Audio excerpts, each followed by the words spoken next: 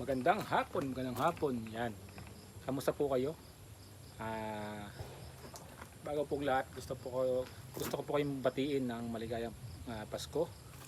Yan, in advance. Binati ko kayo ng ganito kaaga kasi ang ganda ng simoy ng hangin dito. Simoy Pasko na talaga. Yan. Ngayon, kung nakikita niyo, may tayong hawak nito. Ngayon po yung third and the last day ng ating pag-i-spray ng antifungal sa ating greenhouse, maging sa ating mga seedlings and mga lettuces. Ito po yung third day ng powder na kinuna po natin sa 16 liters ng tubig. Isang balde po to at uubusin natin sa dalawang greenhouse na to. At umaasa po tayo na maubos at mawawala na yung fungus na to. Dahil sobrang laking abala to, sobrang laking perwisyo ang nagagawa ng fungus na to sa ating mga tanim. Most especially sa lettuce natin kasi last year ito rin yung experience ko. Ganitong buwan din, December. At ngayon ito naman, ngayong December ulit. Nakapanghihinayang kasi ito po yung pinakamaraming order ng lettuce sa buong taon, pinaka-peak season natin. Tapos doon pa nagkakaganito lagi yung aking production ng lettuce. Yun. So ngayon mga idol, samahan niyo ako mag-spray tayo sa buong greenhouse natin, 1 and 2, lapas at loob, taas, ibaba, ilalim, dingding, ang ating mga net, lahat po yan kailangan ating i-spray ng ating disinfectant para sa ating yan. Lahat po kailangan ma-spray yan.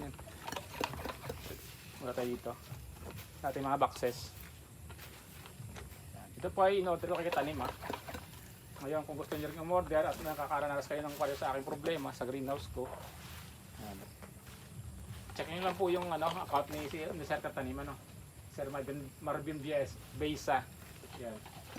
Yung kanyang Shopee and Lazada account. Katanim. Yan, Katanim. Katanim po pangalan. Ngayon po sa ating greenhouse number 1, kung nakikita nyo, 99% po ubos na yung ating lettuce. Naibenta pa rin natin yun, pero yun nga po, dahil sa hindi po inaasang pagkakataon ay nabawasan yung expected natin na may benta dahil sa fungus. Yan. So sa greenhouse number 2 naman po, meron tayong seedlings doon, nasa 300. And then may some of lettuce pa na nalalik na ma-harvest natin, pero hindi ko nabebenta yun kasi nga po gagamitin ko sa Pasko. Yan. Meron tayong doon, yung Olmeti.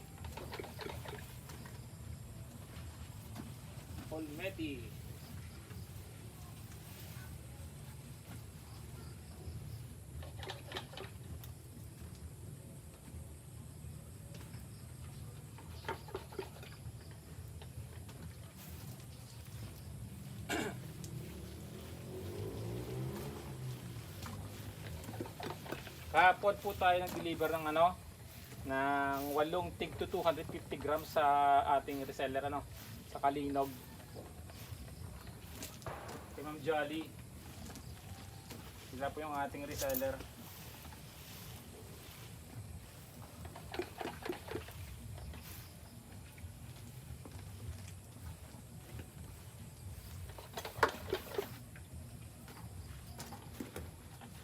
Ang ating basil i-spray na rin natin at arugula.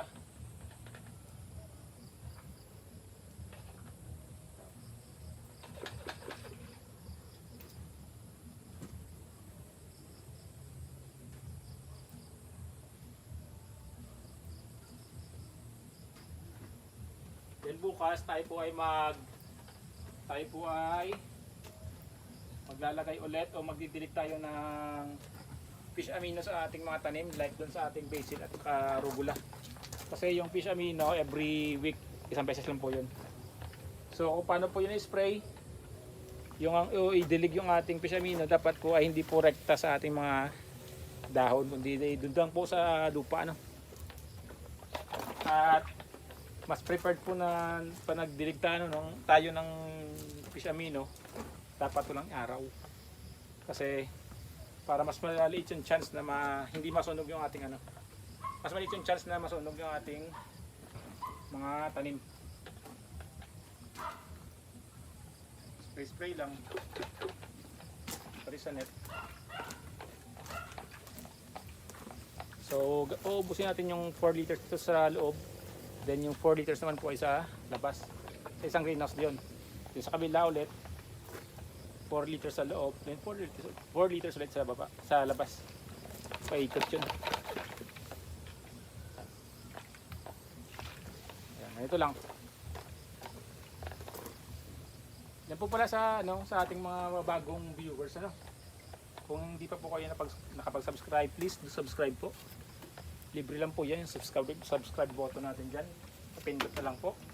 Parang awawan niyo na, pamasko niyo na sa akin. Yan, tapos pahit ni rin po ng notification bell natin para po kung mayroon po tayong mga bagong video ay ma-notify po kayo. Yan. Ikot lang tayo. Ikot lang.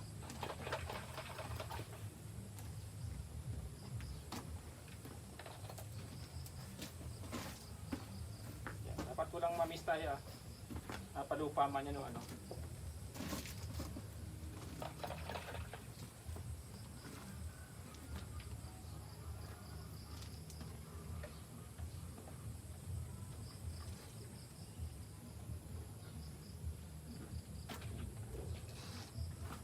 Ito yung mga haligin natin. Spreader natin.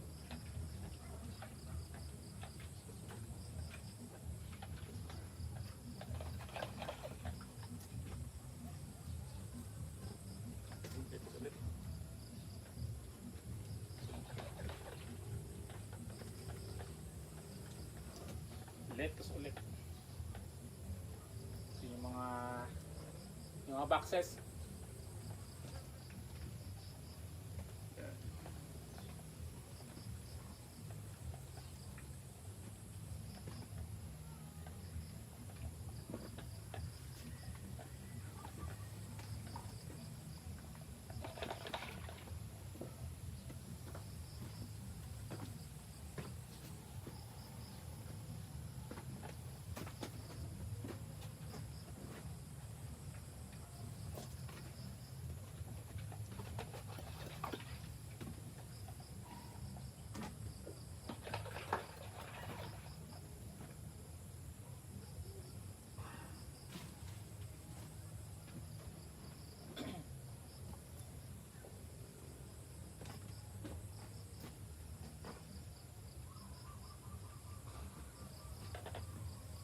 Kung gusto niyo pong itanong kung paano po ba yung epekto nito, kung ano ba magiging epekto nito ng ating anti-fungal nito sa ating mga lettuce, ganito po yan mga idol. Konting paliwanag lang ayon sa ating nabasa o nalaman kay Sir Marvin Bays. Ito po, example po, yung maliliit nating mga lettuce, yung seedlings natin, ay meron ng lamat o meron na pong punggos, yung isang dahon. Yung isang dahon po yun ay hindi po papagalingin ng ating anti-fungal Mananatili po siya may fungus. Pero ito po yung pinaka nito. Purpose nito ng ating spray na to. Yung susunod po na mga dahon na tutubo. Yun po ang magiging doon po natin makita yung resulta Hindi na po siya tutubuan ng fungus Yan. So although yung yung mga natubuan na seedlings pag lumaki yun, pwede pa rin naman kainin po yun, yung may mga punggos na yun. Pipilian lang po natin. Yun nga lang po, ay hindi po siya magandang talagang tingnan. Para kung yung habon mo talaga ay quality na lettuce, yung pambenta talaga. Na kumbaga hindi ka manghihinayang na presyoan talaga yung lettuce mo kahit na mahal. Kasi nga ngayon, in demand to, December. Kung yun ang habol mo,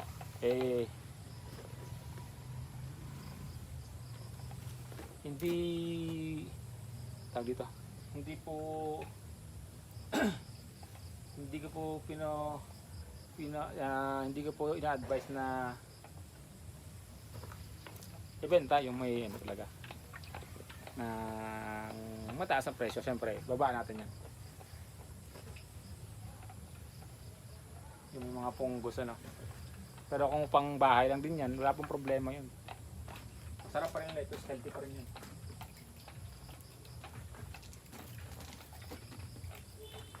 Baga, ang fungus,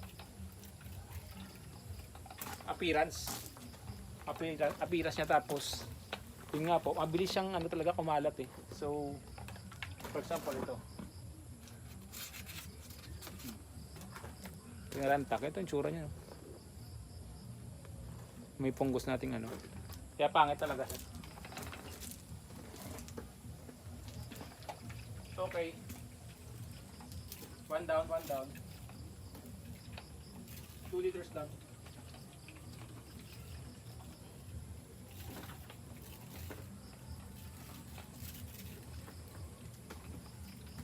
Isa pa. Patay ulit ng ano. 2 liters ito sa labas. Yan, sa mga wala namang ginagawa dyan, please, samahan nyo ako. No? Magsipag tayo kahit konti. Magsipag kahit konti.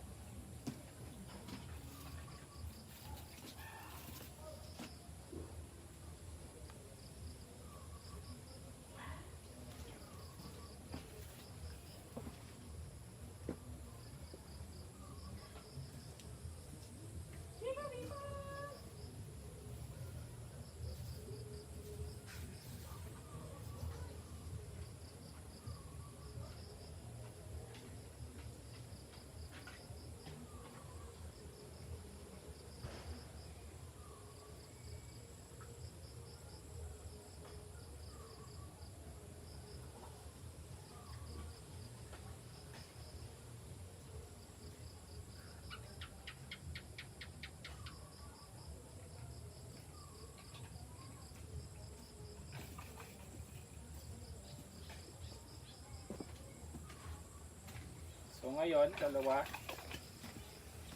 Concentrate naman tayo sa mga gilid-gilid sa ibaba no. Ayan. Ibaba.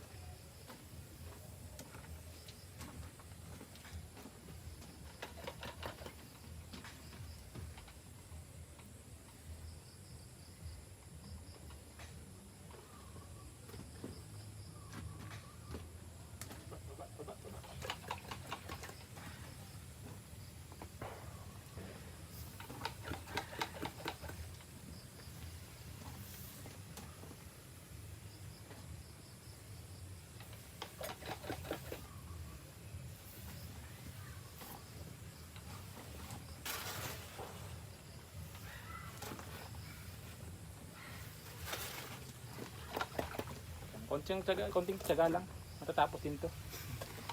Ito po yung ginagawa ko sa loob ng 2 araw. So ngayon po yung pangatlo. So natatapos po ako dito past 6 na. Huwag kayo mag-alala, mamaya puputulin ko na rin to ano. Ano kayo, nabagot kayo.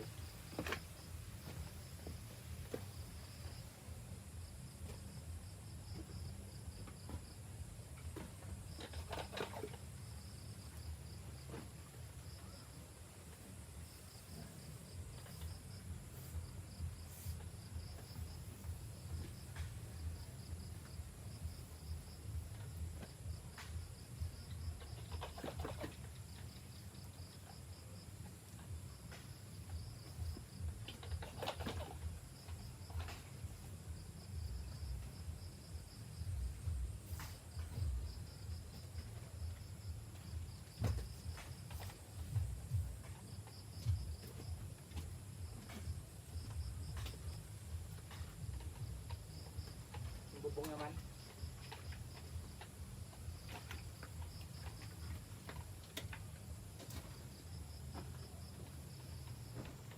Ito nga ito, pero yung Teresa.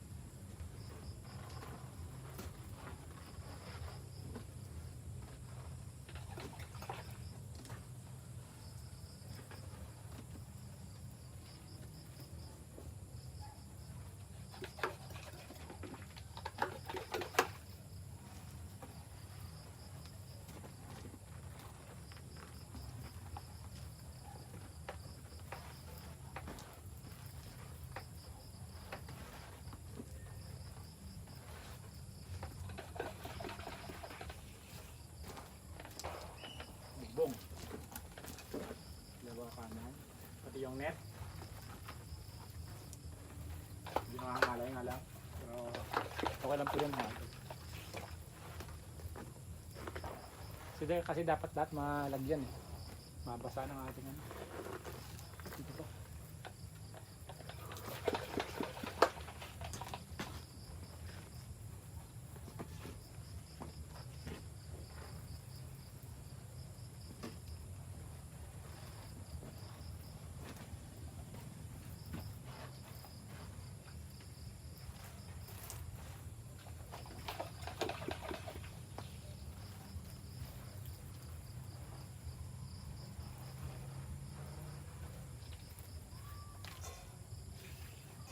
Okay, almost done.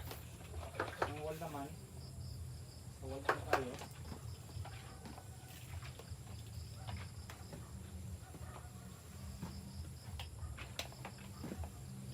Yung wall pala kahit sa labas na, tatapos din naman yan.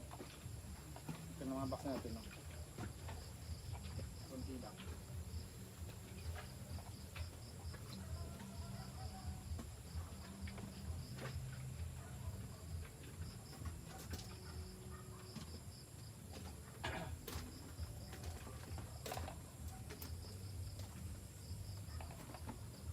Comment down below po kayo kung taga saan po kayo, kung kayo po ba ay OFW.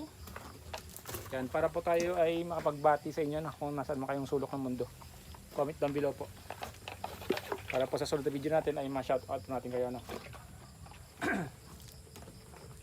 Just comment down below.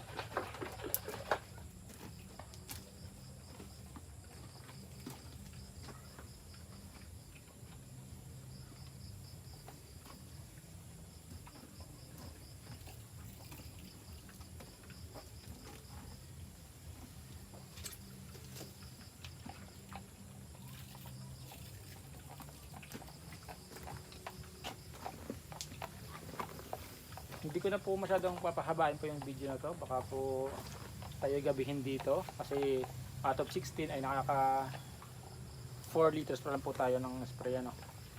So mga idol, please pa-subscribe po sa ating channel.